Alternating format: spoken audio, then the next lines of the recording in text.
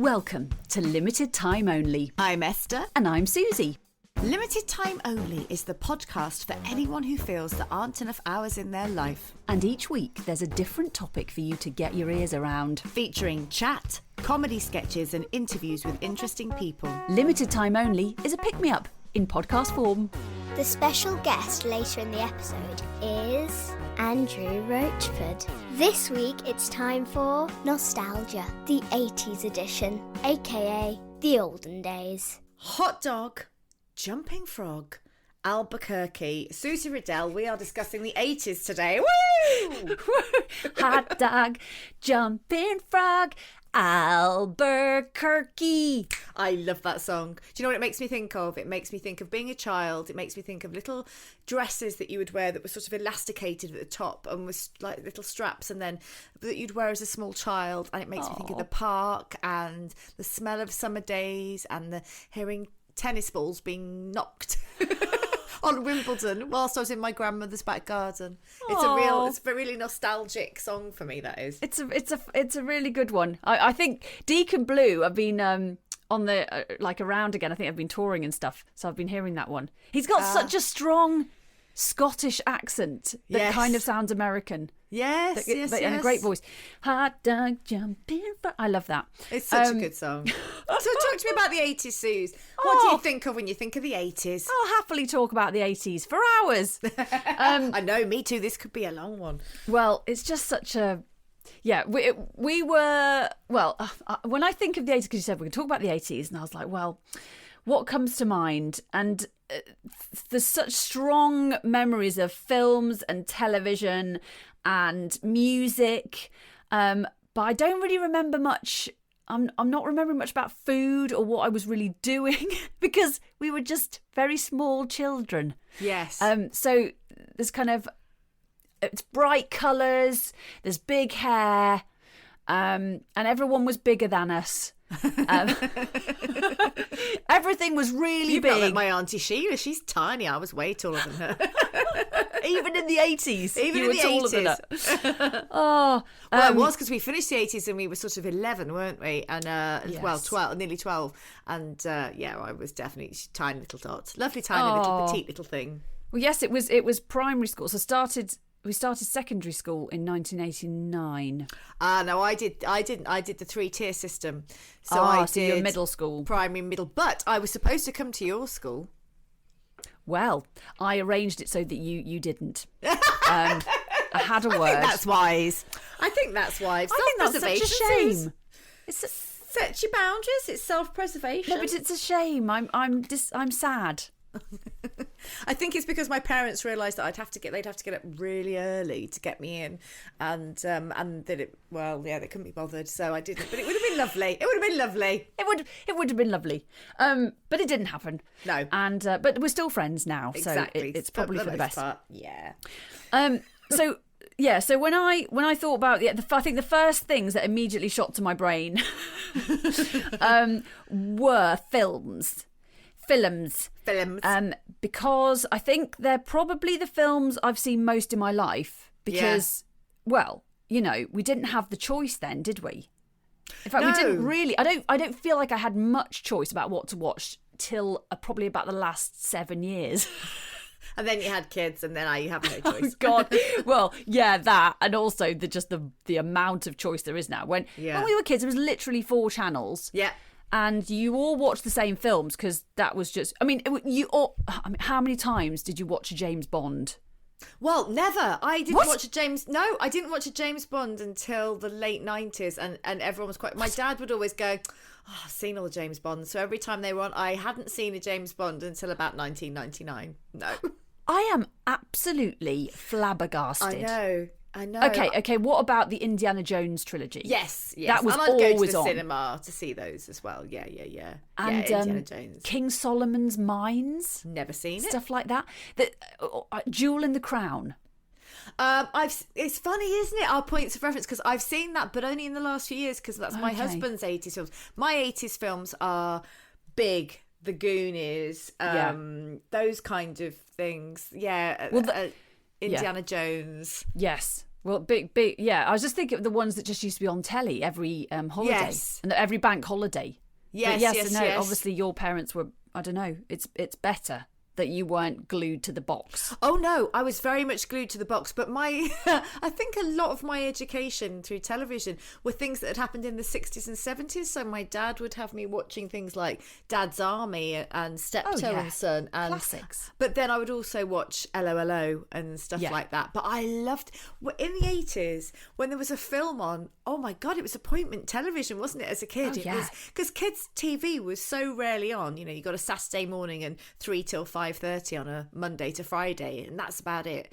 And so when it was a bank holiday and it was back-to-back films, it was heaven. Oh, it was good. It was good. Heaven. So the films that stuck, like I wanted to write down, were ones that, and I realised that the 80s was quite obsessed with kind of futuristic, kind of alien paranormal-ish stuff. Yes. There's quite a lot going on there. So in year order, this was my list. Wow. Starting in 1982. Yeah. E.T. Brilliant. And then 3 here from 1984. Ghostbusters, Gremlins, and The Neverending Story.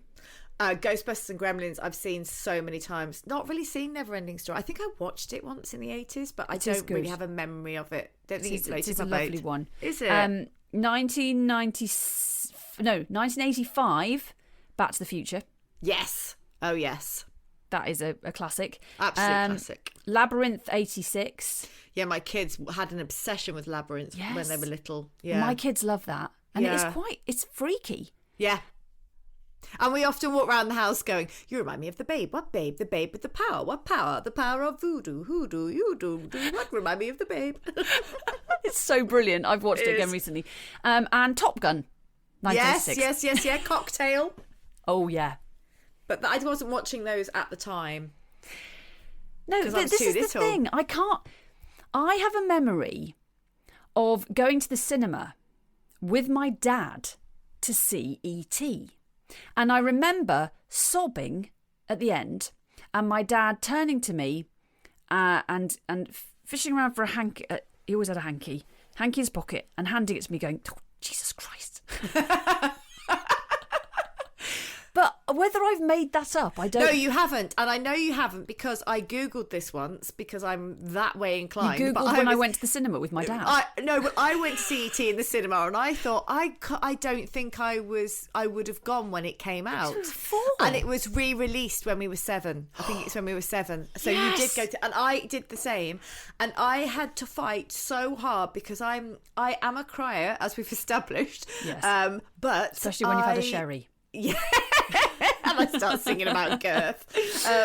I am a crier, but I'm also quite embarrassed about being seen vulnerable. So I'm being seen in a vulnerable way. So I remember really trying to hide my tears, but really finding it. And I actually remember watching it one Christmas at my aunt's house when my parents split up. I went to my aunt's house for Christmas one year instead, which was very bizarre.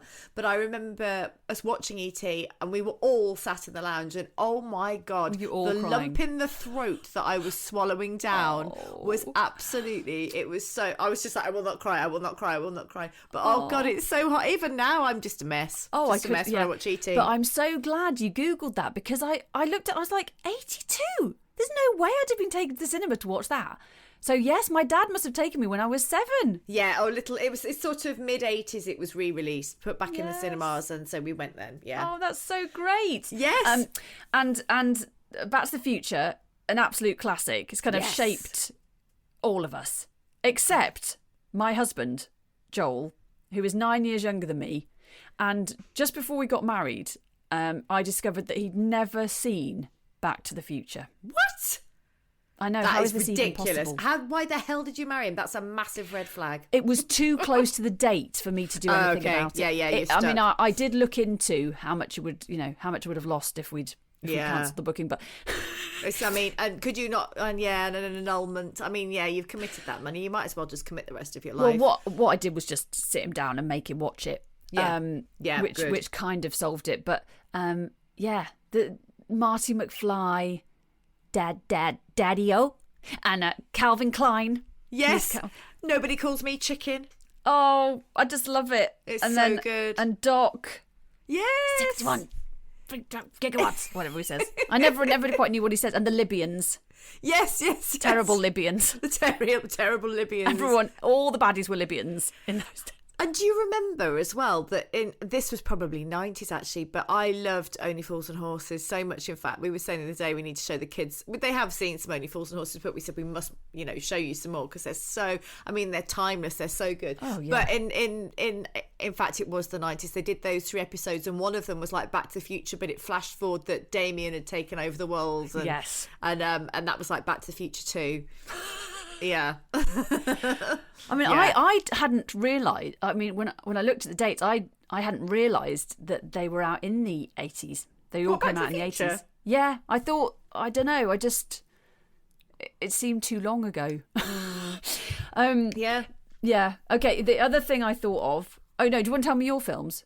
Oh, well, I've kind of got a few films, but I've just, the things I've written down are sort of a bit bizarre. I literally wrote down as many things I could think of from the 80s. I can read it out to you if you want. You can.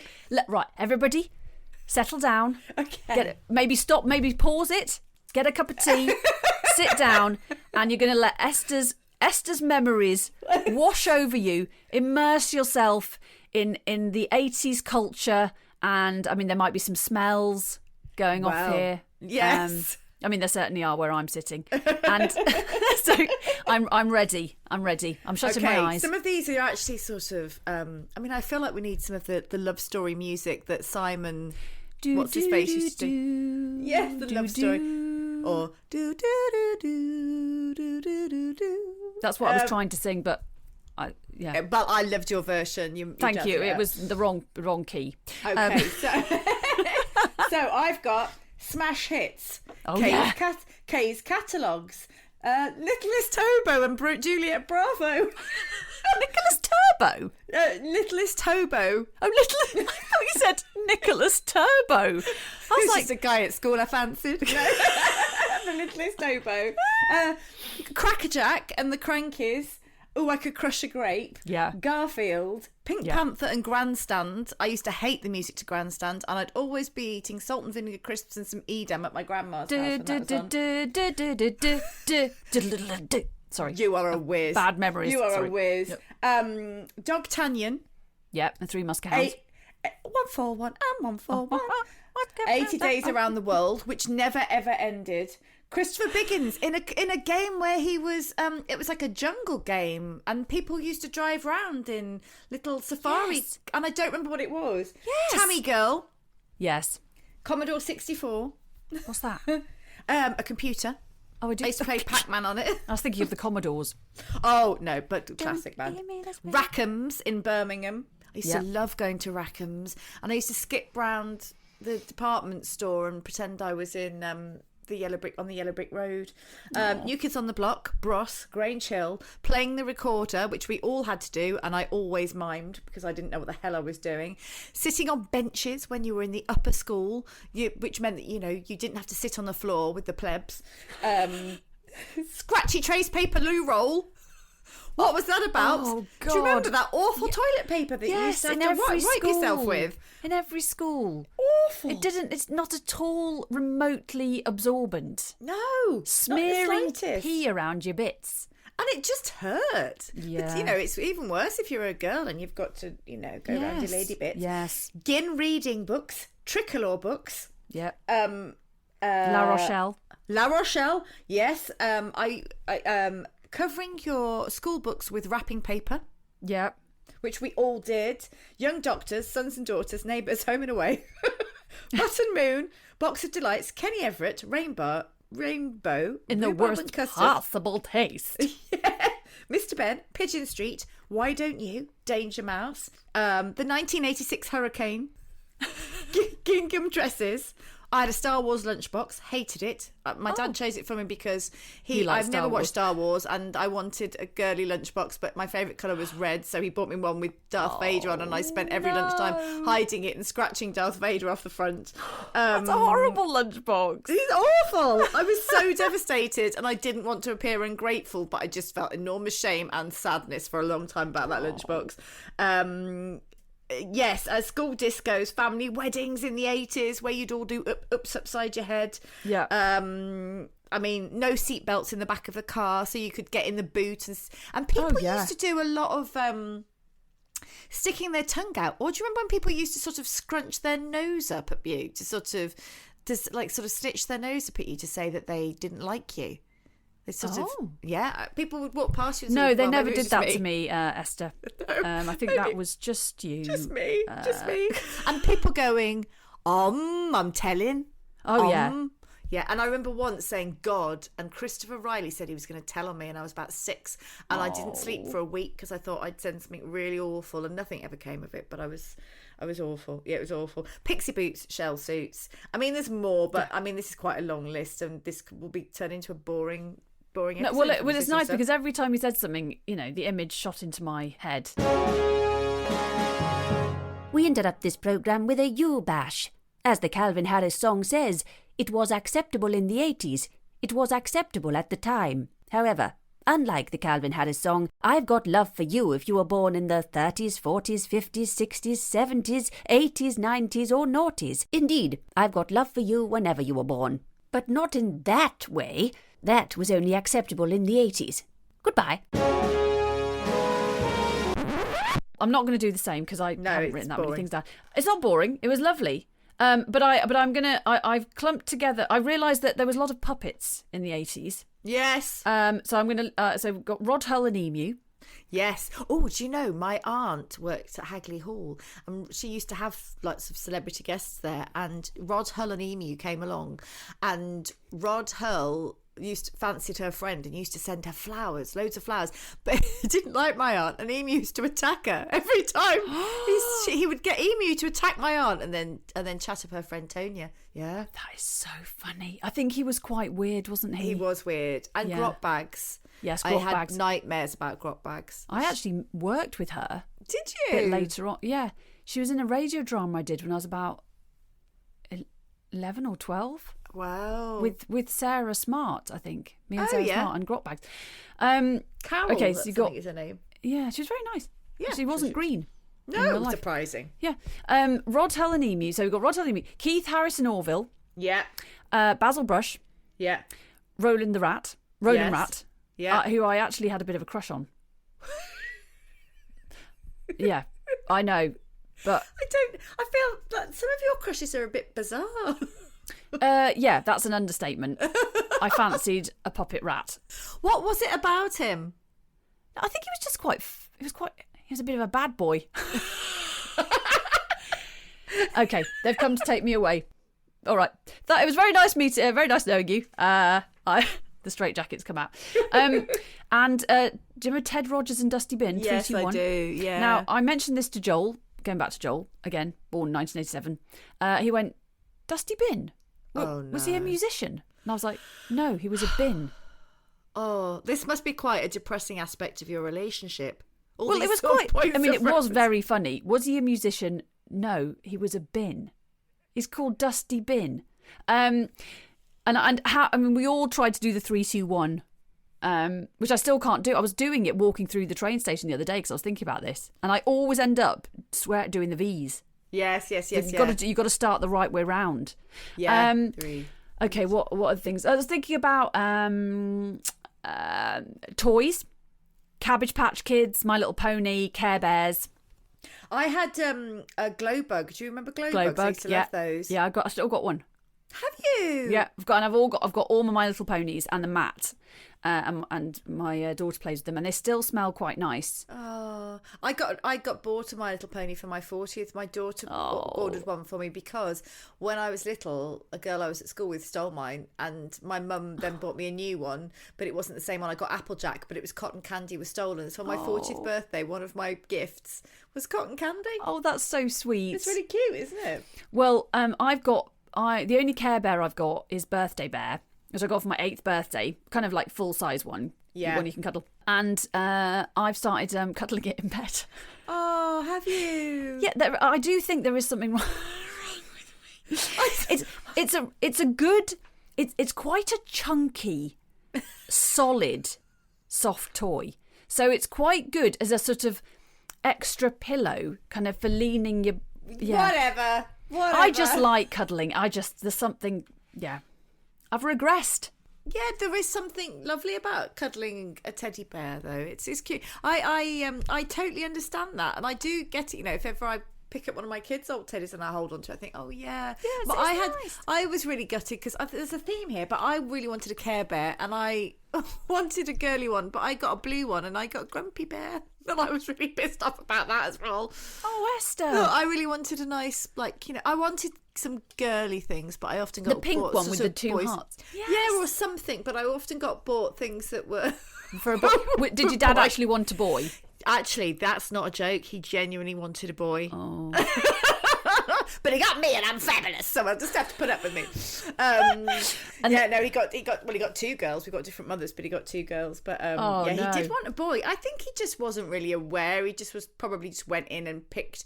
I can't imagine my mum chose the Care Bear for me, so he must have just picked one up when I was at work in Birmingham. Yeah, I didn't realise it was the just wasn't paying attention. Yeah. The two other things I thought of were quiz shows or sort of show like Wogan, Parky. Yeah. I mean, they've got Wogan, Parky, Blanky Blank. No, it's Blankety Blank. Bullseye. Les Dawson was so brilliant. Oh, so funny. He was so funny, and I used to love watching the two Ronnies. Oh, yeah. And I was terrified of the Phantom Raspberry Blower of Old London Town. Do you remember that? Spike Milligan wrote it, and it was and he'd go round and he'd kill people by blowing a giant raspberry, and it was all sort of Dickensian. Yes. Do you remember it? Yeah. They were so good. And Cannon and Ball and that kind of thing. Yes. Kind of good. And then music, I was like, right, I'm just going to... Things like Madonna, Aha, Wham, Queen, and the song really, I was like, Tainted Love. Oh, yeah. Oh, so 80s. And then I was remembering that song that Mark Arman did with Gene Pitney. Something's gotten hold of my heart, keeping my soul and my senses apart. And I listened to it, and I was reminded how quite comical. I mean, there's probably some massive Gene Pitney fans listening, but he's got quite an unusual delivery. He has. And there's the line that goes, Scarlet for me, Scarlet for you. And I tried to sing it in karaoke once. I mean, we're talking like the 2000s here.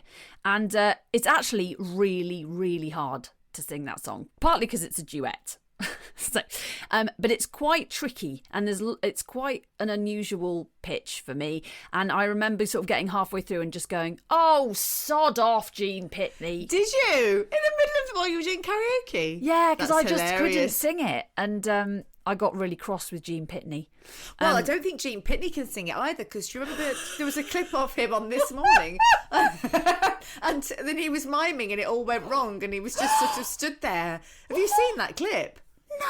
Yeah, it's Gene Pitney. I think it was that song. Might be wrong, but it was definitely Gene Pitney. And then just all the sound went and everything, and he was just sort of stood there, and it was all out of time and really awkward. Oh no, that's excruciating. Yeah. Oh, Gene, I take it all back. Yeah, but it was GP. the Scarlet for me.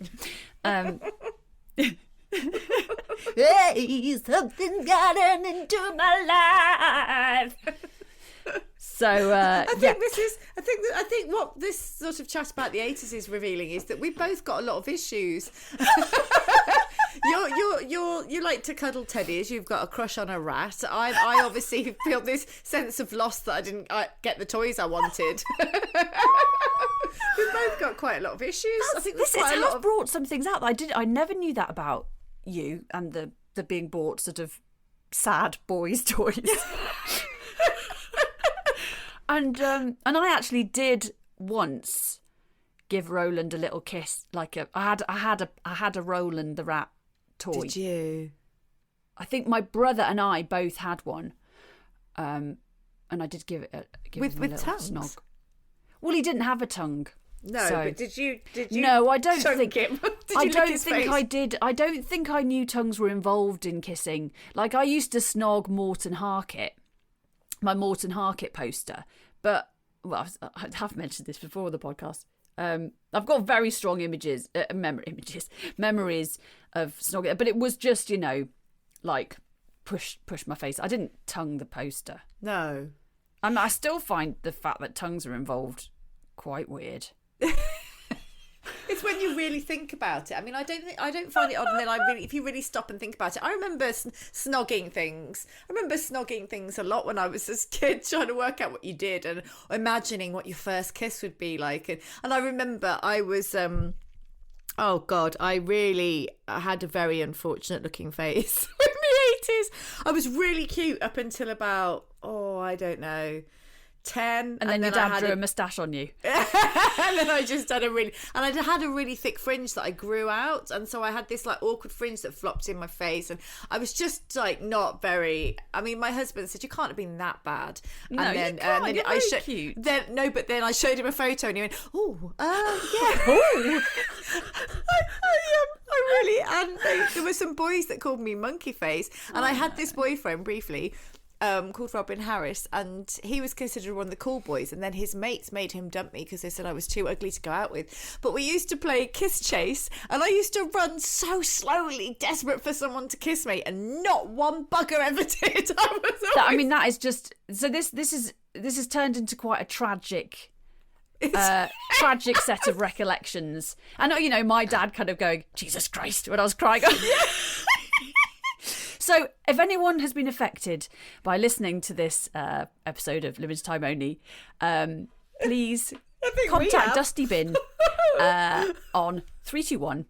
And I was just thinking actually about kissing and stuff, and my little boy who's 5 will say, let's do a smoochy kiss.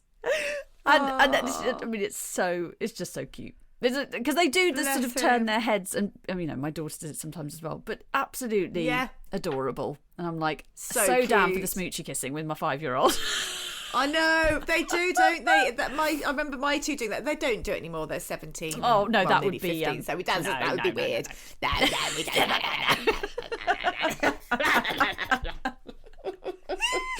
Okay, so today, I am going to listen to something that's gotten hold of my heart quite loud and sing along. Yeah. And I'm going to go and buy myself a Care Bear that I really want. Yeah, I'm going to get you a lunchbox with I don't know, a girly one, Cindy on it or something. And I might wear some shoulder pads. Oh my God, thinking about Cindy, I remember wanting a Cindy doll for my birthday. My little tiny Auntie Sheila bought me one, and it was a ballerina one. It was a ballerina Cindy, and I literally just bent her leg as you're supposed to, and the plastic shot out of her leg, and she was sort of... Oh, she had like a horrible protruding broken bone. I think I'm really unearthing some issues here. Well, I've got a sad... I'm sure everyone's got a sort of sad toy story, because I'm very much the sort of parent who, if my kid breaks a toy accidentally, I'll probably immediately buy them another one. This is why I haven't got any money.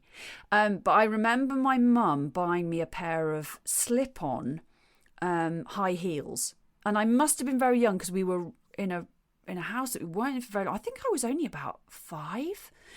And we got them home, I tried them on, and almost immediately the heel snapped off. Oh, and I never had another pair. Never got another pair. No. And that's you didn't still in the 80s. It was tough love. Tough love. It was tough love in the 80s. You didn't get these things. And you if you went to bed, you went to bed. You weren't allowed down, There was no messing around. No messing around. If you missed tea, you missed tea. No. If you broke something, it was gone. That was it. Forever. And you weren't a boy. You were... bloody well. You were bought boys' things. Boys' toys anyway. Right, off for some therapy then, Sue. See you later. Back to the future. Welcome to Wicker's World with me, Alan Wicker. My voice sounding like a mixture of David Attenborough and me, Alan Wicker. As we navigate the globe exploring different exotic continents, this week we venture a little closer to home, but fortunately not too close to my home, to the Midlands and the Black Country. Here we meet prolific TV quizzing sisters Beverly Cleverly and her sister Cheryl Fernandez Vicini. We join them backstage where Cheryl prepares to be one of the contestants on Blind Date. Oh, I'm so nervous, Beverly. My palms are sweating. Those fish paste sandwiches are repeating on me, and I've got Too Shy by Kajagoogoo going round me head on loop. Deep breaths, Cheryl. Just remember why we're here. We're here to get you over Dudley Darrell, meet Seller and bag you a rich fella. And the man who's asking your questions is apparently super rich and called Charles. But what if it all goes wrong, Beverly? What if I can't speak? What if my lines come out all front to back, all piggledy-higgledy? What if it happens again? Cheryl, you need to calm down, love. Focus.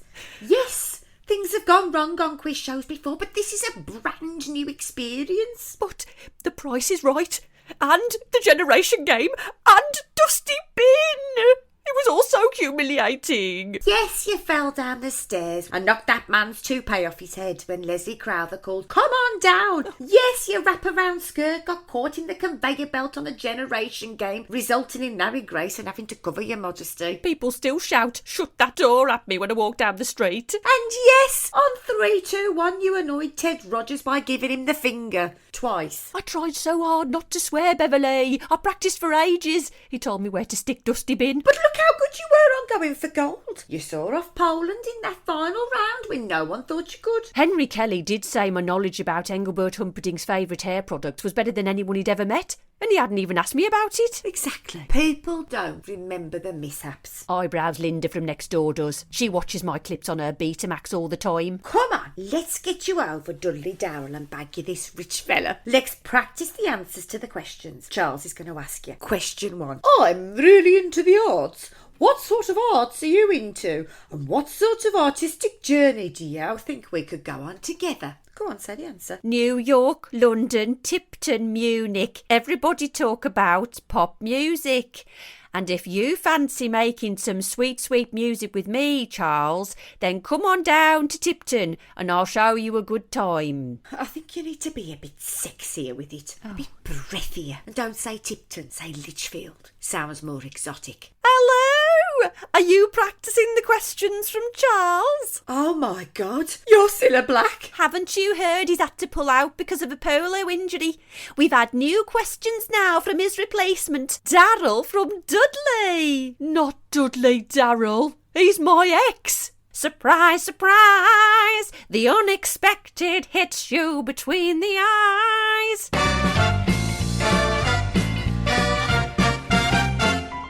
Oh, I could crush a grape.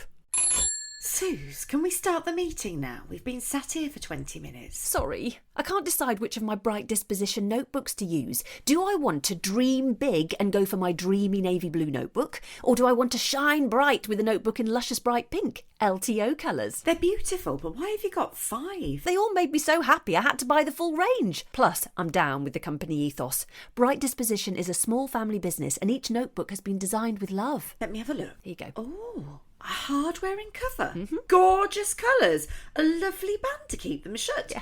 A ribbon to keep your place. And top quality paper that my pen glides over and doesn't seep through.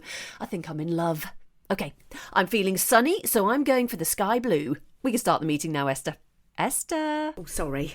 I'm just on Etsy ordering stationery from Bright Disposition. There's an LTO discount code for 10% off. I'll be with you in a mo. No rush. I'm stroking my notebooks. Bright Disposition. Uplifting gifts to encourage and inspire you. Available from Etsy.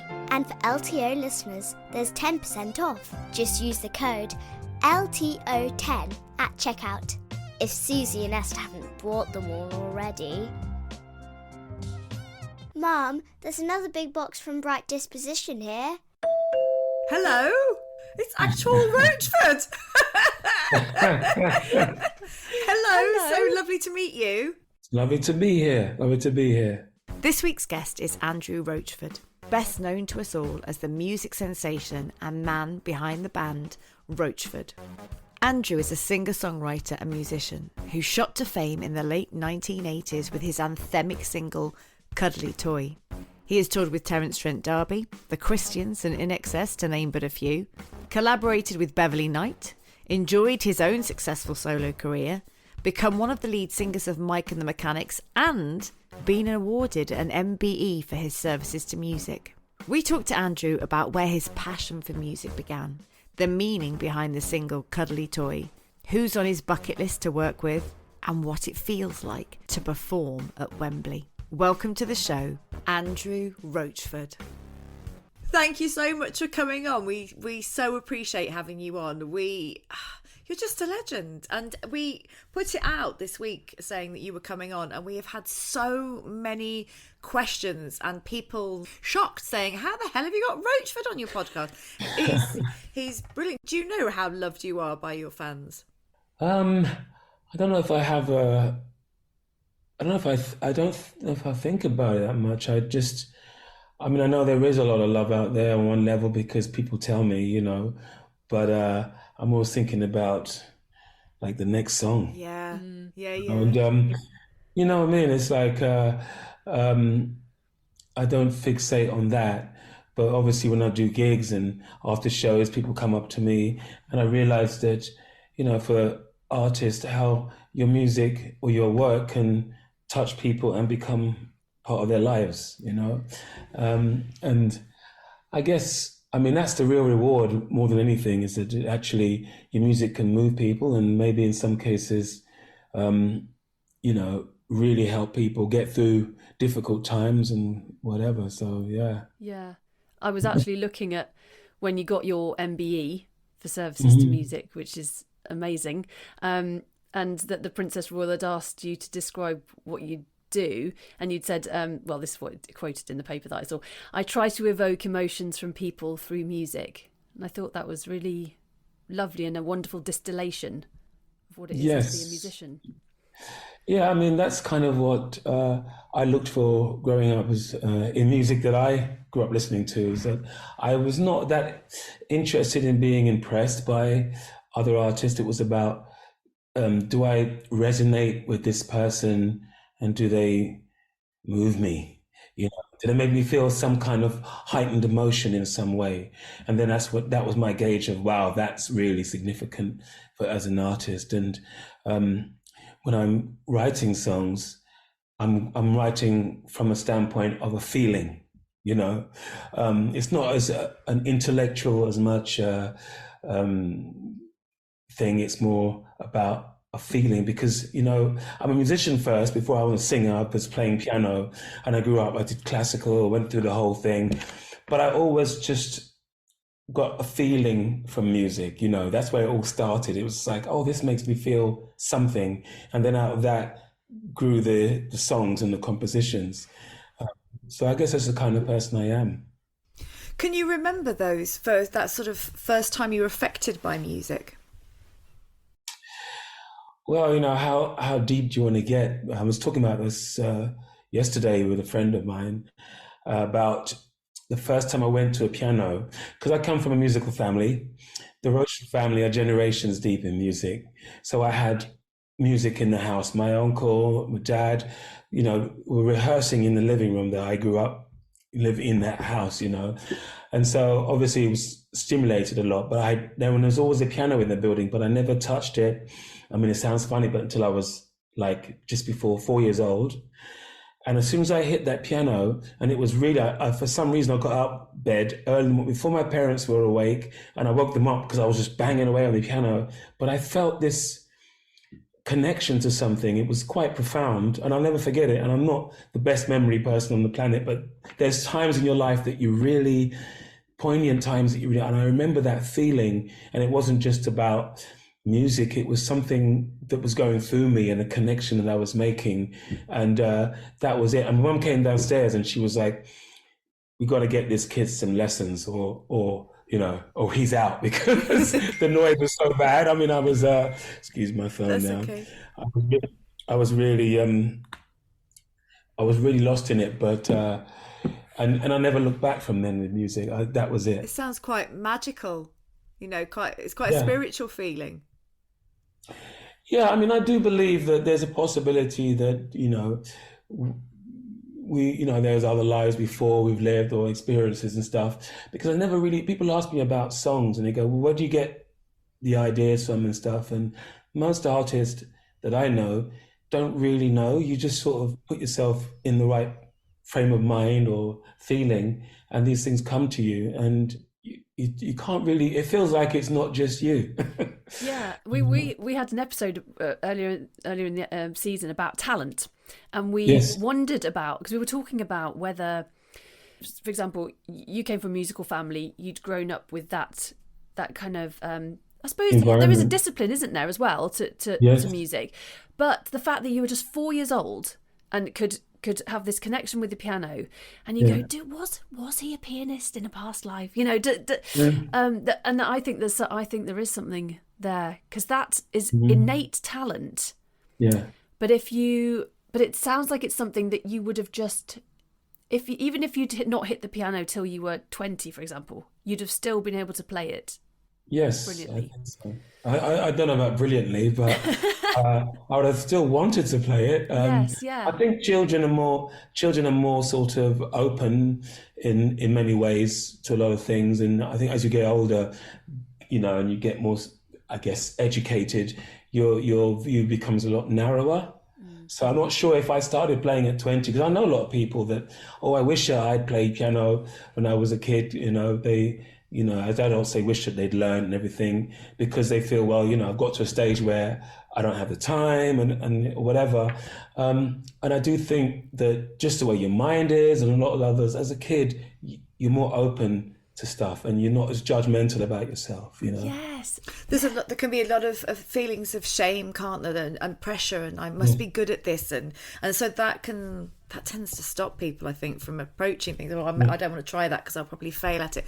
When you're a child, you don't have that at all, do you? You just relish everything. You just play and go for it and experience different things and feel those connections. So your parents got you piano lessons, and yes, when did your mum got you the piano lessons, and how quickly was it before you sort of started composing pieces? Quite soon, because there's another poignant moment in my life that I remember having a composition, one of my first compositions, and my mum, she got her mates to come round, and they sat all around the piano, and she goes, sing that song that you sang to me earlier. And I was singing the song, and I was just so lost in it. And then when I turned around, they were all kind of trying to hold back the laughter. And I thought, oh my God, it's not really working.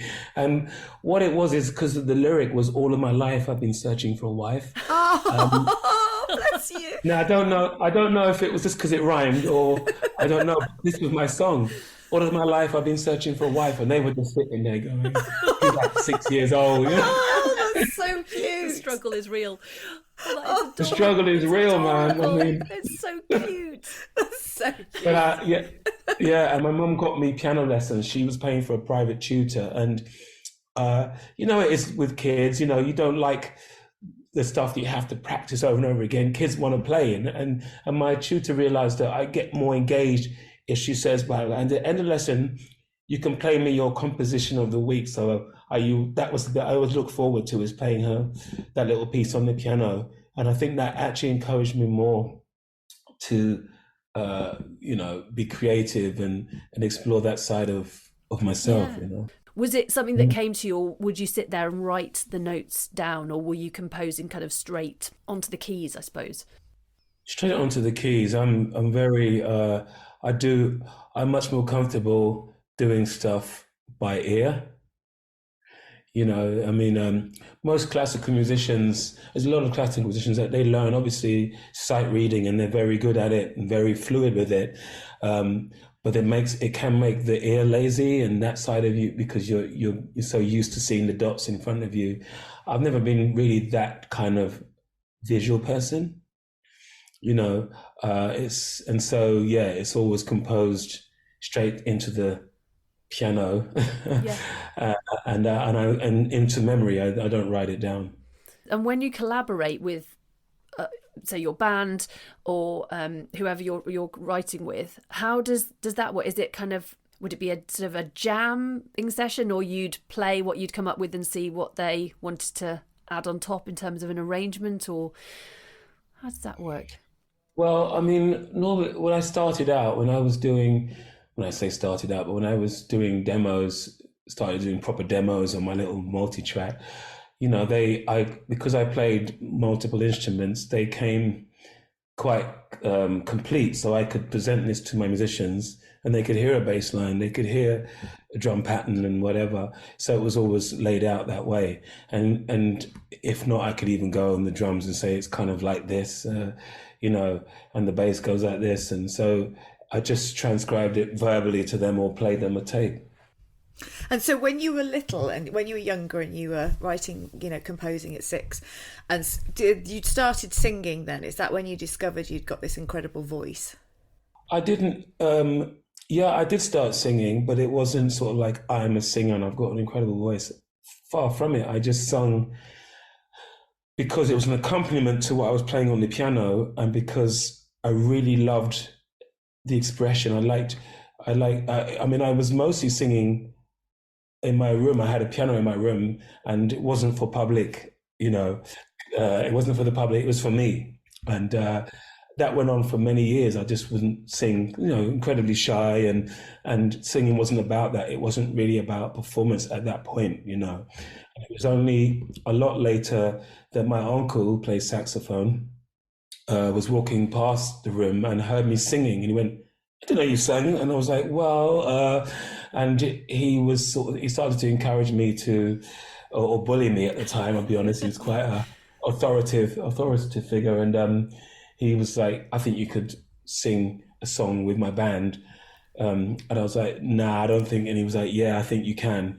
And he meant like in a couple of days. And he taught me this song by Ray Charles called "Georgia on My Mind." And I was petrified because I had to sing it with his band, get up and sing. And so I just closed my eyes and I just was like, this is just hell. I wasn't really enjoying it, but I sang the song. And afterwards people started clapping and I thought, oh, okay, wasn't that bad. And I thought maybe I got the cute kid vote as well. But then after that started getting a bit more confidence and doing like little talent shows, local talent shows around. Yeah, because it is something else, isn't it? That performance element. Because not every musician, singer, songwriter is able to or wants to perform. And you said you were doing talent contests. And do you have another persona, or how do you get through that if you're kind of feeling quite shy? Yeah, I think I see two different kinds of singers that I've seen perform. Some of them get immersed in the music, some of them get immersed in themselves. I'm just get immersed in the music, and I'm a terrible public speaker. If I had to walk onto a stage and just talk, I'm my worst nightmare. But if you give me music as the platform and I'm singing, then all of a sudden it's okay because I'm within that context.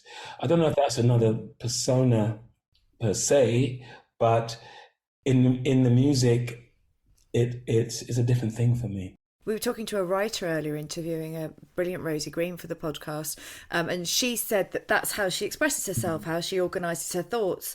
And it sounds to me that the music for you is just a way of self-expression and a way of processing stuff. Yeah. I think especially younger, music helped me through a lot of the difficult times going through school and stuff.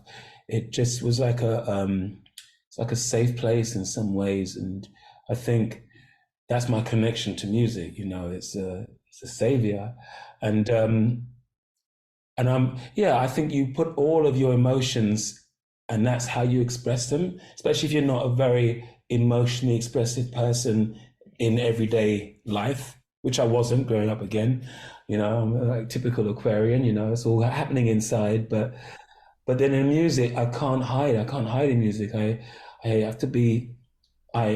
Compelled to be totally transparent in music, and I can never understand people who aren't, but I realize that for some people it's quite scary, and hence the performer person comes in. And I think that's important too. If you're that kind of artist and performer, then you should have that other person, we're all different. And it sounds like from the people that are talking to you as well, that people come up to you all the time and say the effect that that's had, that authenticity in your work, that expression of emotions that people identify with, they can see themselves in it. It's a brilliant way to communicate and make other people feel seen.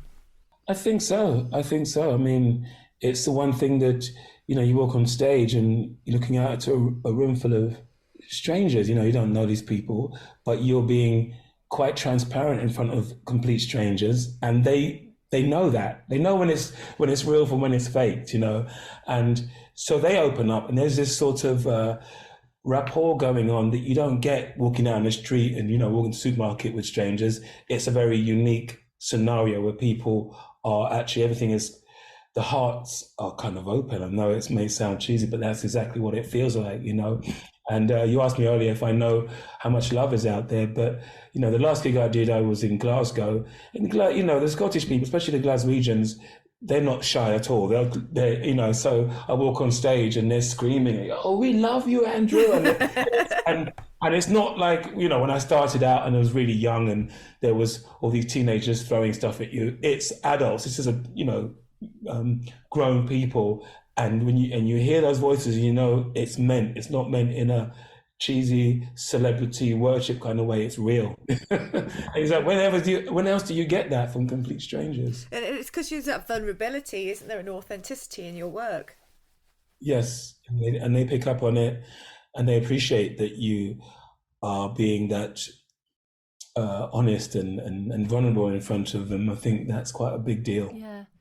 It is a language, music, isn't it? It's a language, and it's universal, which is what's so wonderful about it. I'm talking to you, it's kind of inspiring me because I get very nervous if I have to sing in front of anybody. But opposite to you, if you get me up on stage to talk or I don't know, pretend to be a tree or whatever I'm doing with acting, I'm fine with that. Yeah. But something, I think it's because it is such a vulnerable. It's such a pure connection, I think, music, because it kind of does instantly. The only art form, I think, that absolutely instantly can hit you right in your solar plexus, and that's what I think there is something vulnerable. I'm just like, right, I'm gonna be more Andrew Roachford, and I just not be embarrassed, because it doesn't have to be perfect. I mean, obviously, I listen to your recordings; they are perfect. But that sense of standing up and being open, and I think people are then open back, aren't they? When you're kind of this is me. I mean, having said all that about how I'm more comfortable singing than talking on stage, I still get nerves walking onto the stage, incredibly. Walking on in the beginning of a show is just but over the years I've realized that one of the things you have to do is to understand and silence the inner critic, because there's a lot of internal dialogue that's going on that you're not aware of actually consciously, but it's there and it's going, they're going to think this, they're going to think that. If I'm not perfect and I sing that note a bit flat, they're going to think, and it's all actually this imaginary audience that's in your head. Maybe there's someone that doesn't like what you, but you need to go shut up in that critic, and it takes a while to learn how to do that. Do you think that's quite an important skill for young musicians to learn? Well, it's not just young musicians, is it? It's an important skill for everybody to learn, because I think we've all got that voice that sort of tells us sort of imposter syndrome. And the imposter syndrome, and even for older artists might never go away. You just have to learn how to live with it. But for younger artists, especially when you're starting out, it could be the make or break, because you're getting into a world that could be your career. But if you're finding it difficult with that inner critic, I mean, people say to me that, and it's true, that singing is like a big percent confidence. As soon as you haven't got that confidence, then everything else can start falling to bits, The mind is in control of every part of your body. So if your vocal cords and everything has can't do what they're supposed to do because of your thinking, because all of a sudden now you've got tension from your thoughts, and it's like, you know, oh, the critic, oh my God. That is not the sort of music I know, you know what? I knew that would happen. Every time I do an interview, my mum calls in the middle of it. Bless her. She And I tried to call her earlier. She lives in Barbados, to sort of say, Mum, don't call me. And she was obviously at the shop and she didn't answer. And I thought, and I can't text her because she doesn't read text. And I was like, how can I let her know not to call me? She may ring again, That's I'm all right. afraid. But you know what? I mean, I'm surprised at the theme tune, Andrew. I mean, could you not have had something a bit more funky there? Well, I think it's quite appropriate funky, for my mum now, you know. Tell us about how the band came together of Roachford. The band came together. I mean, I basically got signed as a solo artist, but I had there was a bunch of guys. I had a good friend of mine who was the bass player, but he was working with another band, and he asked me. They were doing some showcases. They were trying to get a record deal, and they said, "Could you, in the interim period, just play keyboards for us and you know, help us get a deal and do a couple of showcases?" I joined the band to do that, and then it didn't quite work out for them. And the management were like, "Yeah, but we think you should stick with the band because you know, they're going to be huge." And I was like, "Actually, I'm doing my own thing. I'm writing songs and everything."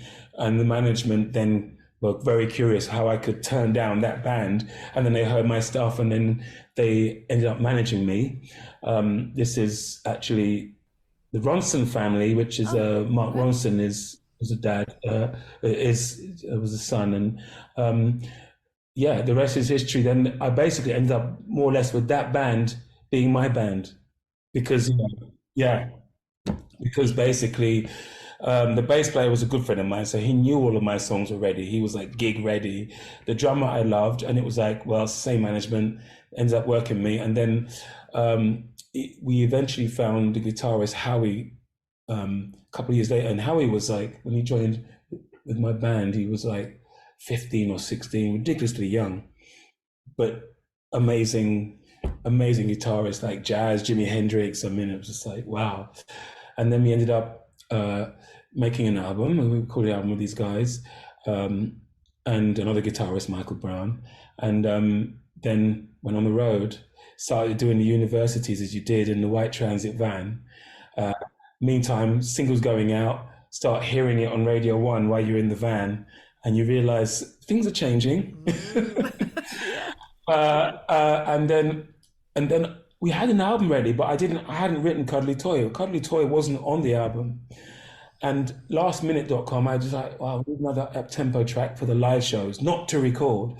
So I got the demo together. The band started playing it. It sounded amazing, and we were having fun with it. And it was like 10 minutes long, you know, because I was listening to James Brown at the time, still do. And I just loved grooving. And the band was like, what's this? No, the record company were like, what's that song that you keep playing at the end of the show that we don't have on the album? And I was like, oh, that's Cuddly Toy. And they were like, you're calling a song Cuddly Toy? And I was like, it's an in-joke about my keyboard player at the time and his really dodgy chat-up lines that always used to work. But I realized it wasn't a chat-up line. It was because he was so incredibly handsome that the girls weren't actually listening to him. And I was just like, how could they fall for that line? Anyway, so they said, you need to record it. And I did. And they pulled the original album. I think it was already in the shops. Can you believe it? And we put the extra track on there, which was Cuddly Toy. So it was really the 11th hour. Wow. Did it just go bam? More, yeah, I mean, actually not really, because it was released twice. When we first released it, it went to radio. They were Radio 1 were like, no, they had their little meeting that they have with the producers, and they turned it down. And I remember the friend of mine now, she was what they call a radio plugger. That's the person that takes your stuff to the radio. And sadly, on that day, she just heard that her father passed away. And when they told her, oh, you know, Cuddly Toy hasn't made it to radio, and right in the foyer there of the BBC, that was the last straw, and she just broke down on the floor and started crying her eyes out, and they didn't know the full story. So they're like, wow, she's really passionate about this song. Maybe we should think about it, you know. And but the record company believed in it, and they were like, listen, I think at some point you need to re-release it. And we did, I think, the next year, which was 87 or 88. And then there was a girl at Capital Radio, Jackie Brambles, that she just loved it. And back in those days, there was more freedom for the DJs to play what they liked, even if it wasn't playlisted, and it wasn't played, but she kept playing it. And the audience were just like, what is this? And in the end, Radio 1 had to sort of jump on it as well, because we've been touring and everything, there was this huge buzz. And then it felt, the inertia just started going crazy. And then it felt like an overnight thing. Yes, because it's funny because people think overnight success or whatever, but, there's the whole lot of work goes into that. But how did that feel? Because you're quite young, all of you, at that point. Yeah. What was that like? Yeah, it was crazy. It was crazy because it was a life-changing scenario. We went from being my keyboard player, literally weeks before I wrote, I think Cuddly Toy, literally just before I wrote it about him, left the band because he said, "Oh, it's not going anywhere." Oh my goodness! And then I think the next year he was watching us on Top of the Pops, going, "Oh." And the song was about him. That's awful. Is that sliding doors? And he didn't come back then. He didn't come back. No, I mean, because I had to replace him with another keyboard player, bless him, and then he did get in touch with me saying, "Can I come back?" And I was like, "Unfortunately, now I've got another guy," and that's just how, like you said, sliding doors. That's how your life is a product of decisions and choices that you make, So all of a sudden, we were in the white transit van, as I say, playing in universities and polytechnics, and then to sort of me walking into, the local Tesco's or whatever, and people just staring at me, and I was just like, okay. And I realized, you just do a couple of Top of the Pops appearances, and then everything is different. Do you remember that first Top of the Pops show? Yes, I do. I remember. I mean, you spend most of the time in the dressing room with no windows, and so it's a bit like you're waiting for that call to do the camera rehearsal. You go in and do your bit, and then you're ushered back to But in the meantime, it was just walking into that room that I'd been watching Top of the Pops since I was a kid. I'm like, this is the room, and there were cameras around, and then all the other sort of artists that I knew at the time. I remember Mick Hucknall coming up to me and start chatting to me. I was just like, wow, that's a Simply Red. I mean, it was so surreal the first time, really surreal, and very exciting, because you knew that, man, this is going to be seen by, not even my school teachers knew that I was doing it, and it was gonna change a lot, change everything, actually. And that it's different now, though. It's different, like, because that really everyone did watch Top of the Pops. Yes. I mean, it must be so much harder for musicians. Well, I mean, it's a hard gig anyway, isn't it? I think, being a musician. But yeah, for young musicians now, they don't have that platform anymore. It's definitely different now, completely, because it was so centralized back then. When it was number one or in the top 10, everyone knew it because everyone was watching and listening to the same chart. Now I couldn't even tell you from week to week what's number 5 and what's number, I haven't got a clue. And it's me in the chart. I'm not paying that much attention because I'm like, which chart are we talking about anyway? It swings and roundabouts because since the advent of the internet, struggling musicians who don't have a major deal at least have a way to get their music heard on some kind of platform, which we didn't have before. It was very all or nothing. Either you had a major record deal and you were out there doing it, or you were those invisible people. So and in technology wise as well, because the main thing that I wanted to acquire from getting a record deal was the funds to be able to record in a proper studio and actually make a record. Whereas nowadays with technology, you can record something really decent, and people do, in your own living room or your own bedroom. And I think that changes the game considerably, because then it's not just for the elite people who manage to have a record deal and loads of money behind them. So it's positive. Yeah. I remember the first one that went to #1 that I can recall was that song, "I Would Never Be Your Woman." White something it was called, wasn't it? And it was #1 a few years in the early noughties. Right. I can't. I see. Yeah, that was recorded at home. Yeah, and he recorded it in his bedroom, and that went to #1. Yes. White Stripes? No, it wasn't White Stripes. It was White. It was a guy on his own in his bedroom. Yes. I would never be your woman. Oh yeah. The Dua Lipa took and put it on her. She took that on her, didn't she? Yeah, exactly. And now if you say, "Oh, this album's recorded," this guy recorded this album at home in his bedroom, it's not. Everyone's like, "Yeah, and." Yeah. That's normal, isn't it? I mean, look what we're doing now. So the 80s, 90s, I don't know, the music industry was very different, wasn't it, than it is now. There was a lot more money around, I think, and that hedonism. I mean, we interviewed Steve Lamacq not that long ago. Yeah. And he was talking about how he used to work at it was a journalist at the NME. Yeah. And it was just like, people used to turn up for work at like 10 o'clock and then they'd have a 3-hour boozy lunch break. And then what was your experience of that kind of side of the music industry? I mean, yeah, it was definitely a lot of excess going on.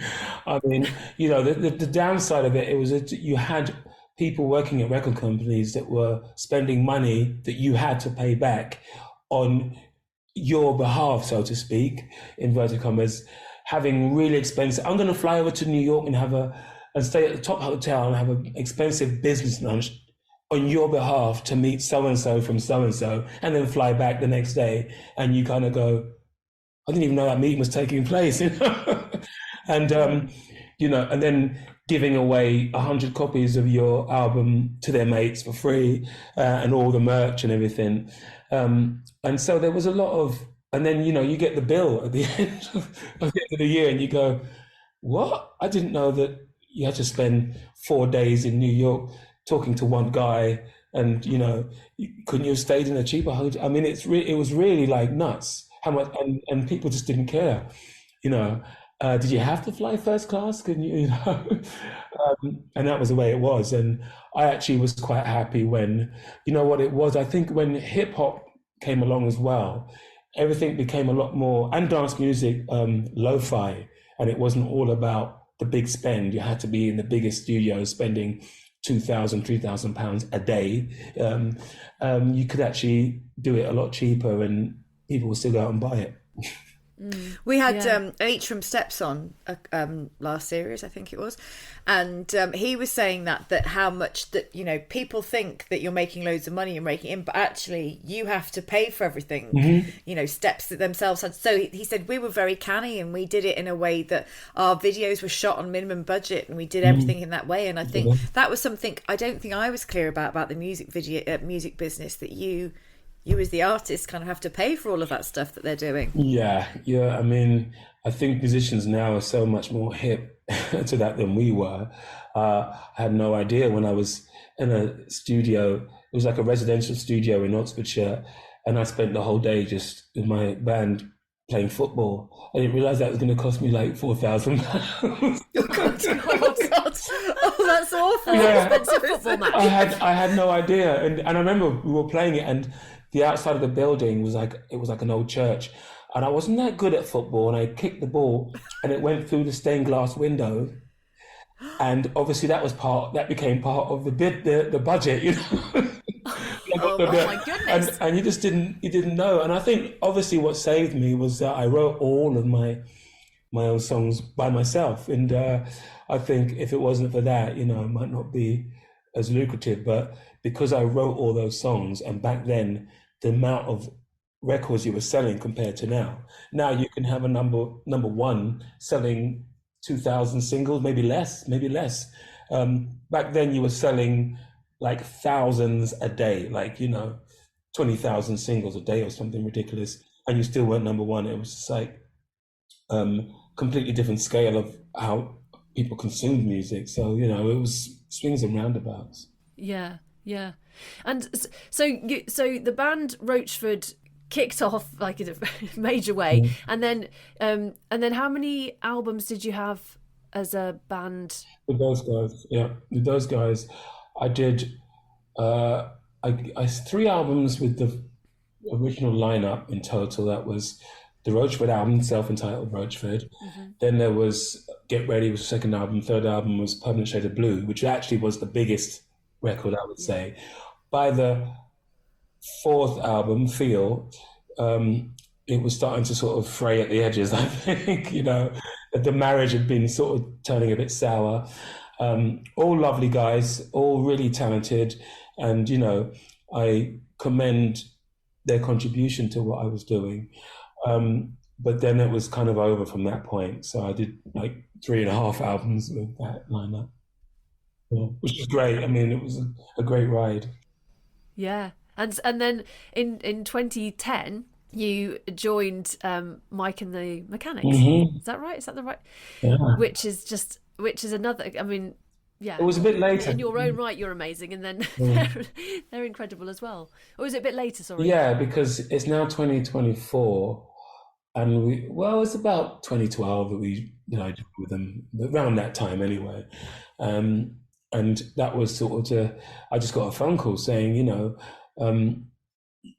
Mike Rutherford would like to meet you about, because he's looking for a singer who's songwriter that can sort of straddle that kind of rock soul pop world, you know, and there's, I guess, not that many of them who write. And it was about doing some writing sessions together, not realizing that I was going to end up in the band. So that wasn't the initial thing. It was just to meet with each other. Yeah. And then did you just find there was a chemistry between you? I went to his house and I thought we were going to sit there at table, talk about writing. But when I got there, he took me to his studio, sort of he has in his home, and played me some ideas. And there's me sort of humming along, just because I do, you know. And he was like, "What is that you're humming?" I was like, "Well, I'm just sort of jamming along to what I'm hearing." He's like, "Is it all right if I record it?" And then we just started like that. And that first meeting, Wow. we just started recording. Really organic. Really organic. It just evolved. That's brilliant. That's brilliant. Yeah. And then he said to me, would you be up for sort of, you know, because I'm thinking of putting an album together and then, you know, touring this. And that's when I went, oh, hang on, this is a bit more than I thought it was going to be. And I was still obviously doing the Roachford thing, but then we realised we could make it work. Do you prefer being in the studio writing or being on tour? Do you have a preference? I do like being in the studio, but I've grown up gigging. I'm a gigging musician, and I think that's what I'll always be. Firstly, foremostly, as a gigging musician. And that's kind of, you know, when you're in the music business and you've got the ups and downs in the music business, that's how I can ride the wave, because what I do is I gig. I'm a gigging musician. It's not about how famous you are or you're not. You go out and you gig. There's lots of people you've collaborated with or sung with that were like, oh, well. And I'm a bit of I've got a bit of a girl crush on Beverly Knight. Yes.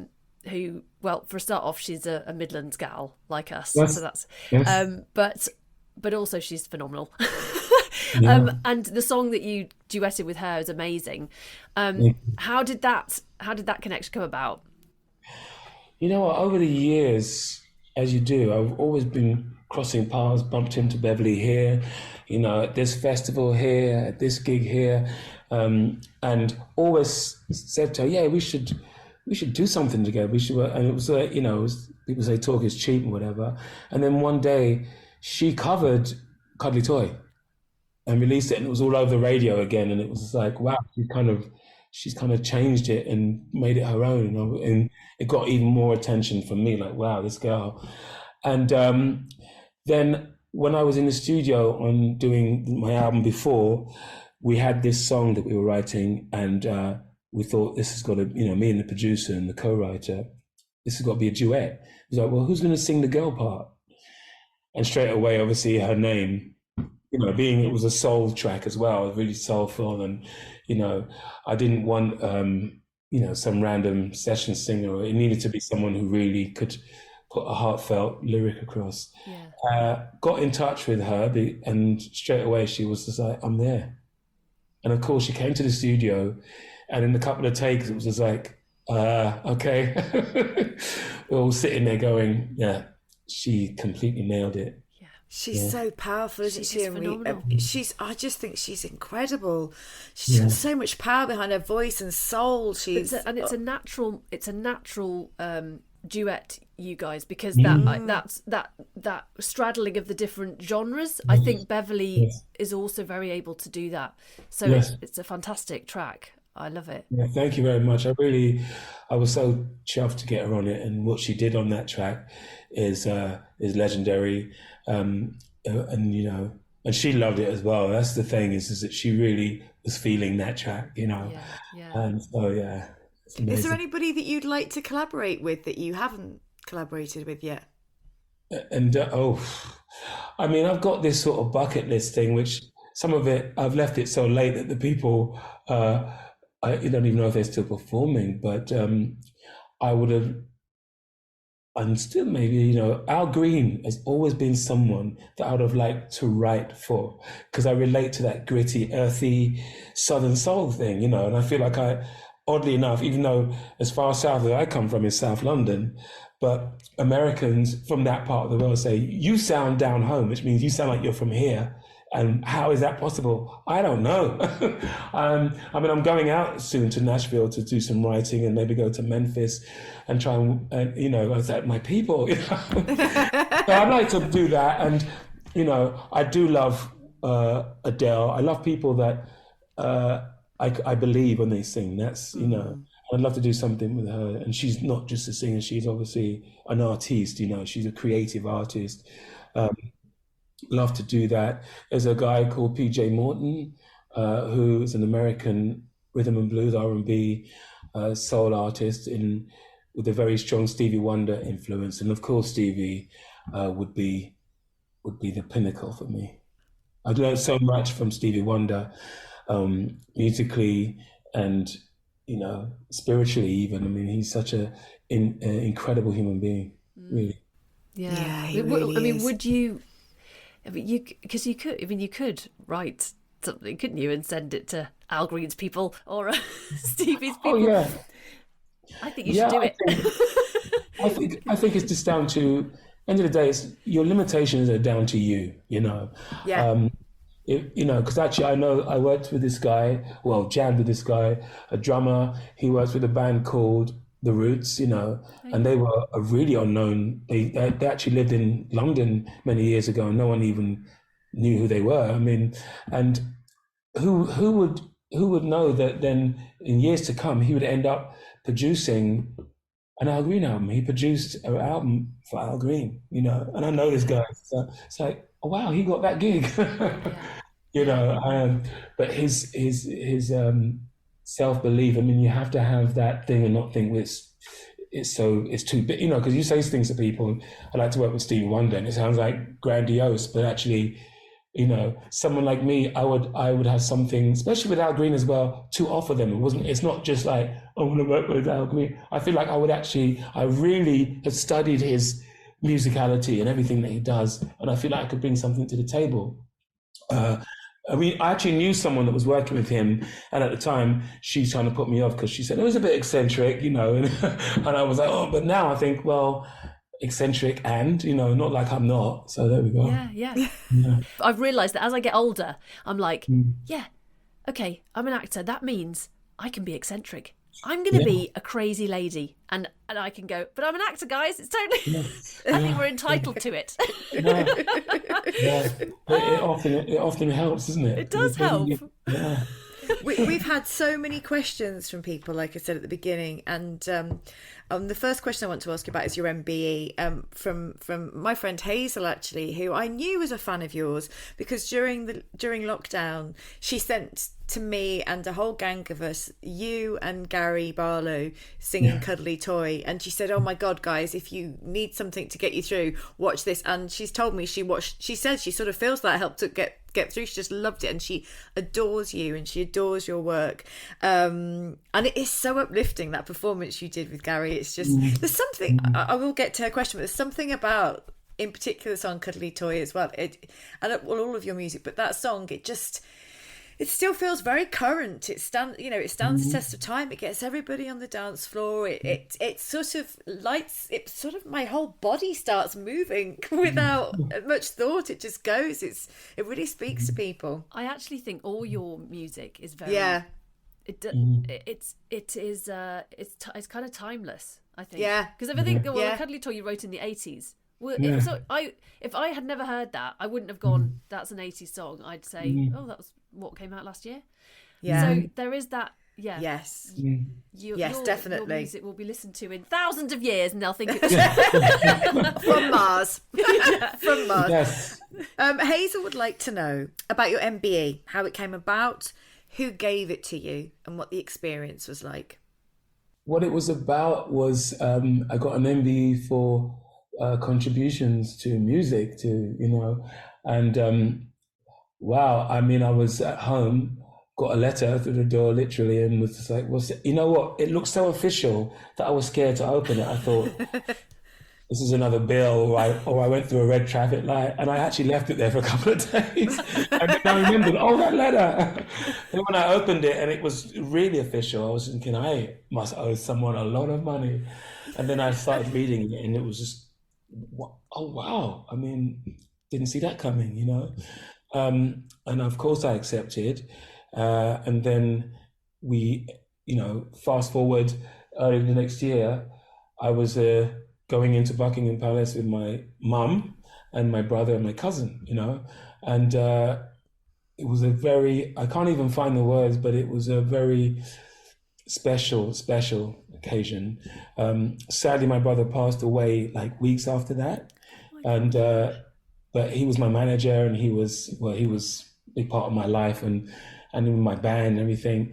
And so for him to see that as well, it was more about that to me than anything, even me getting it. It was just like, I felt like he was part of the reason why I've achieved what I've achieved in this journey called life. And Princess Anne, thank you very much. It's part of life, isn't it? But Princess Anne was the one that gave me the medal, and it was quite nerve-wracking because I was waiting in the wings, and then they call you, and it's like, not something I do every day. And the orchestra's playing, and oh my God. And she starts engaging in conversation, which I thought she'd just like pin something on you. But she's, and she's really good because she's obviously done it a few times before. It was almost like we're having a normal conversation about being on the road and stuff like that. And I was like, wow, this is surreal. So nice. And your mum must have been so proud. Yeah. Yeah, my mum is from Barbados in the Caribbean, and she was a British colony, and the Queen and the royal family was, and especially still is, to my mum's generation, everything. I mean, any accolades coming from that part of of the society means so much to all of my mum's friends and everything. So can you imagine when she went back to Barbados, having been at Buckingham Palace, they were all like, some of them in the early days when I was getting into music as a career was saying, oh, you're making a mistake letting your son do music as a career, because nothing's going to happen, because people will say that because they don't know. But my mum was always like, Andrew is going to be a musician, whether I want him to or not. And she did want me to, but it was like, she knew that was my destiny. So again, there was more, she was right. And there she had that accolade as well for herself. Yeah, and she can dine out on that for years. That's a great, isn't it? It's a great kind of mic drop. Exactly. How many people get to really, to do that and to go to Buckingham Palace and do that? And I didn't take it as any light thing. I was so honored. And, I don't really write songs for that, for awards and that kind of accolade. I write songs because I can't not write them. But, that was something, and the timing of that was quite special. That's amazing. How wonderful. I'm so glad it's lovely that all your family there and that your brother got to see that. It must have been quite a moment for him as well. Really special. Oh man, he looked so proud. He looked like vindicated, and it was like, wow. That's wonderful. Really lovely. Mary asks, looking back across your career to date, which moment has been the biggest buzz and gives you a tingly feeling when you think back to it? I still often get people come up to me going, when you opened for In Excess at Wembley Stadium, we were there. And I feel like everyone was there because I get that every I go to. We were there, weren't we, Suze? We were there. And I remember walking out onto that stage, it's Wembley Stadium, you know, and it was packed. And I think I'd seen, might have been Freddie Mercury's performance, Radio Gaga, and I thought, well, see if I, beginning of the first song, get people clapping and see what that looks like, you know.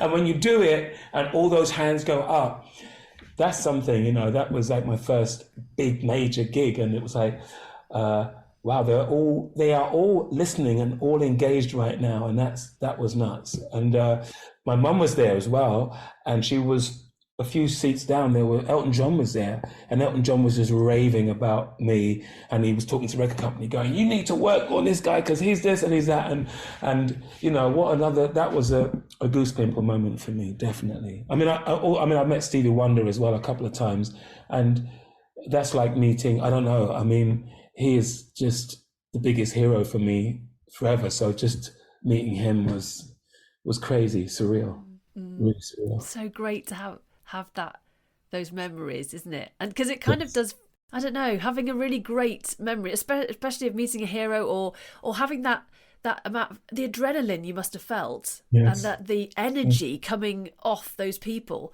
it kind of keeps you going in a way, doesn't it? Gives you a little burst when you remember it. That's really great. Oh, I mean, you know, even today when I play gigs, there's times when you're touring and it's in the winter and it's raining and it's cold and damp, and you just think, oh, I've got to get off the bus and go and do a gig.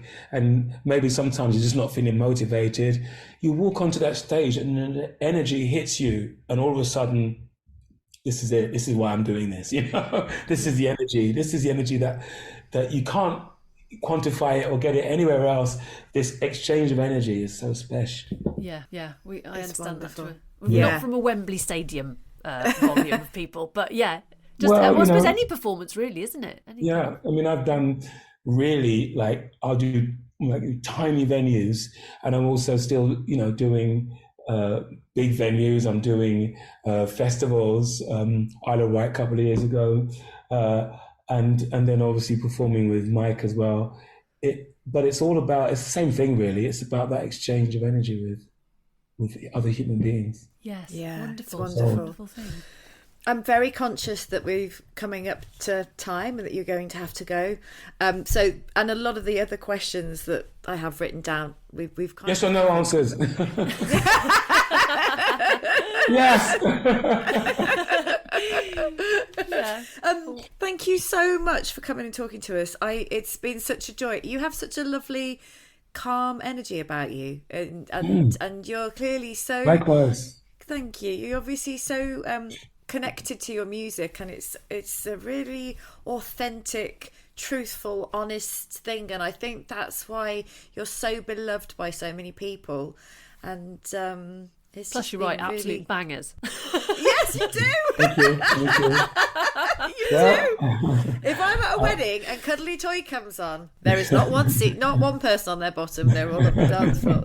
And I did just want to say about Cuddly Toy, because I know you revisited it on your latest album, and I was like, my God, is this is even more kind of like it's you've I don't know how you've managed it, but you've kind of taken it even up a notch. Yeah, well, you know, I've been performing it for a while now. But it's just I was like, could it get any more kind of like, you know, but it's got because I suppose your voice changes over time a little bit. Yes, your voice does. Your voice changes. You change physically and also emotionally. You've gone through a journey which comes out in your voice.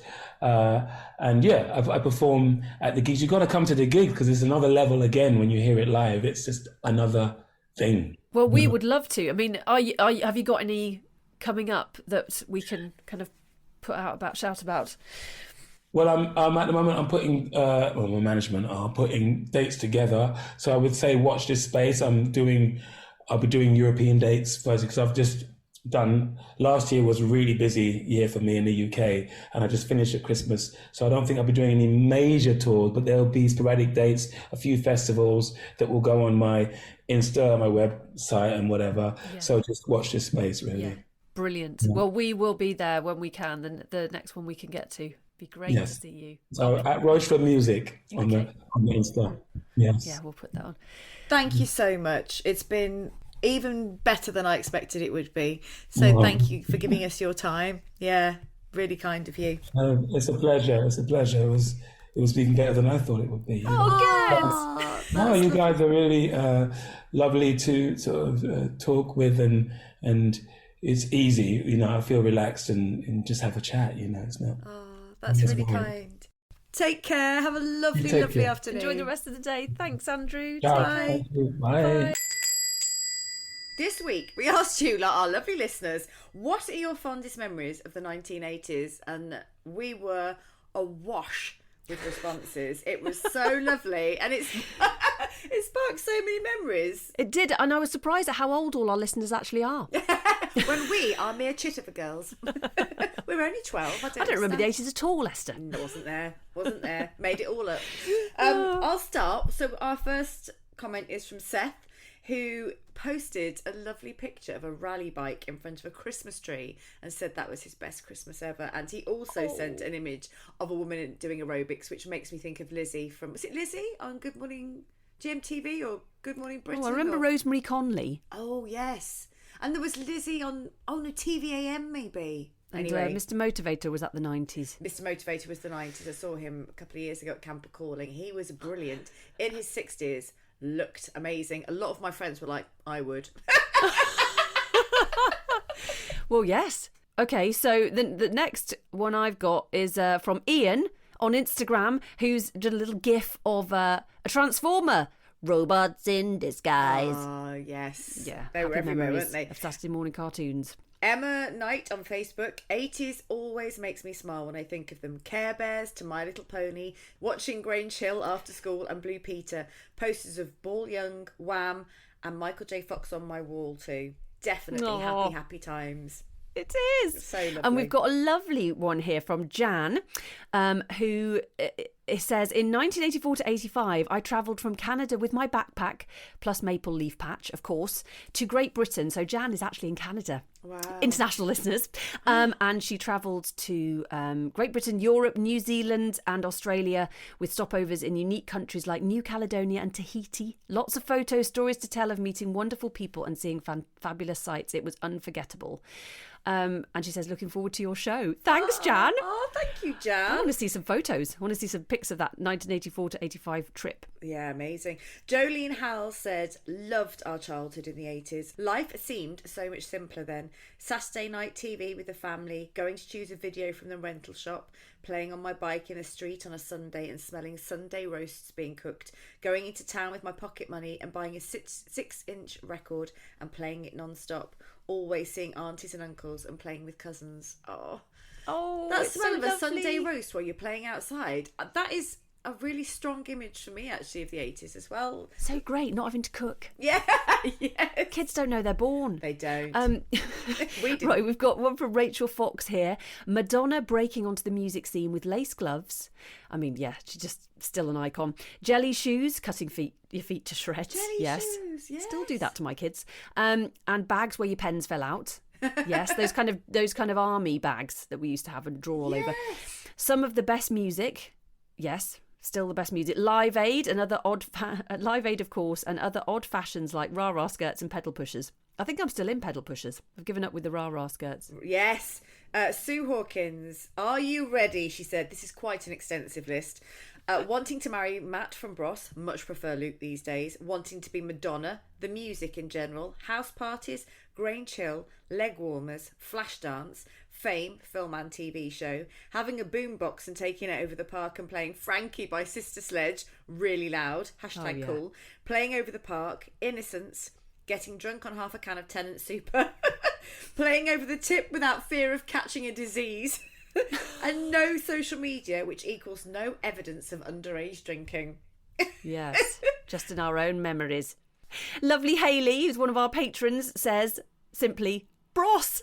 Yes. Absolutely. They were the first kind of, I don't know, mega boy band in my memory, really, apart from the Beatles, obviously. but for our age group. Yeah, did you have the Grolsch things on your shoes? I didn't. Yeah, I did. I love them. You were obviously much cooler than me. Heather Jackson, why don't you, on weekend mornings, pixie boots and neon rah-rah skirts, stonewashed denim and Nick Berry's Every Loser Wins? Jermaine Stewart's You Don't Have to Take Your Clothes Off, classic tune. Yeah. And what I'd give to go back, I'd wear that rah-rah skirt every day. No, just do it. Just do it anyway. Just do it. Now, Harriet Carmichael says, I'm way too young to remember. Like us? I'm not saying anything, Harriet. Not saying anything. Heather Roberts said, I loved going to In Touch to spend my pocket money on stickers. There were big rolls and my sister and I would collect them in a photo album. They were never actually used. I remember the winter that the BBC showed their adaptation of The Lion, the Witch and the Wardrobe on Sunday afternoons, and it being so magical. Oh God, I remember that. I loved it. I had such a crush on Sam West, who was Prince Caspian. Oh yes. I've still got a crush on him purely because of that. We sometimes dig that out and watch that on a Sunday afternoon. It's so magical.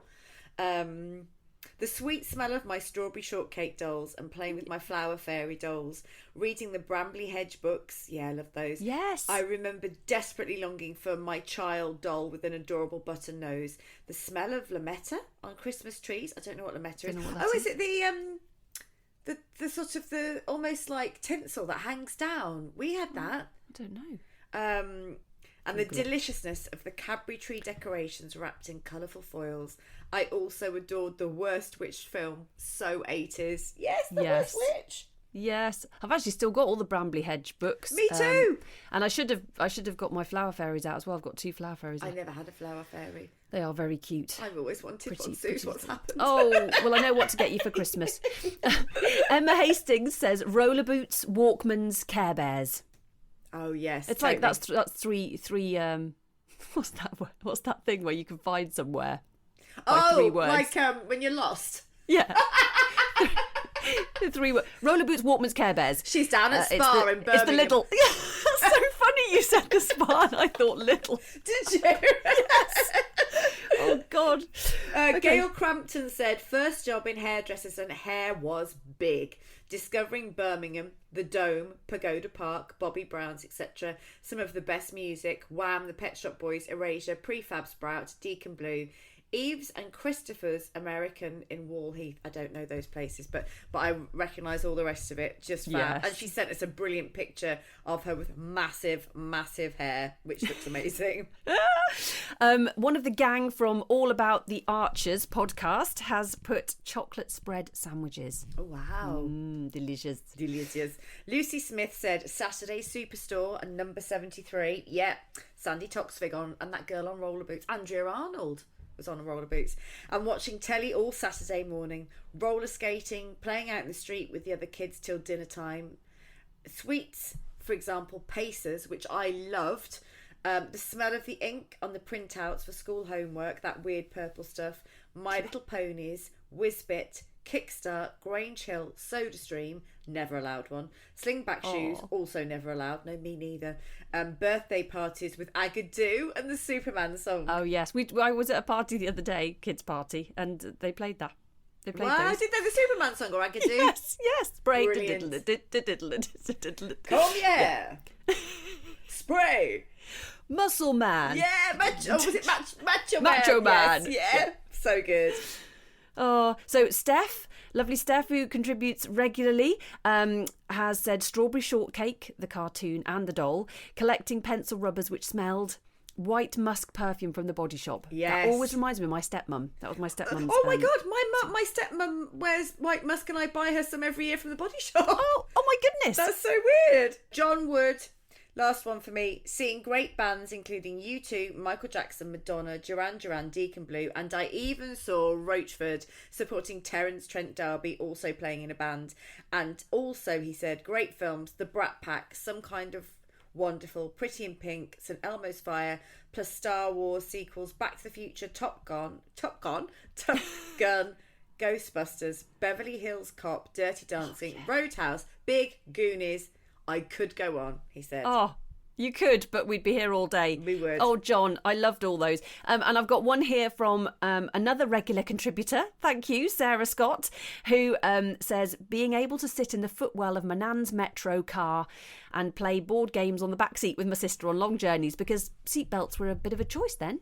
They were, weren't they? They were.